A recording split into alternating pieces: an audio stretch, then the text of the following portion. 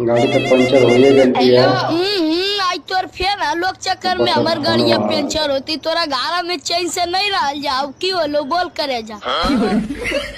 आजी तोरा को लाज शरम ना वो लागो। गाड़ी तो तोरी देखेंगे माय कभी लाज शरम का लगती है केकरे तोरा पास कोई ऐसा ले घटना ललकू होला की सब गे। कमेंट कर लो। आजी 4 दिन बियाह कर लेना और होला होली में चल घरे चला देला भाई बाहर हमर चढ़ थोड़ा यार जवानी जीवन पूरा बड़े तड़ समय तड़ निकल बा फाटो। कितना कमी बोलो। तोरा नानी के जब हम कमेल आवो तबे तोर जवानिया फाटू हो गया।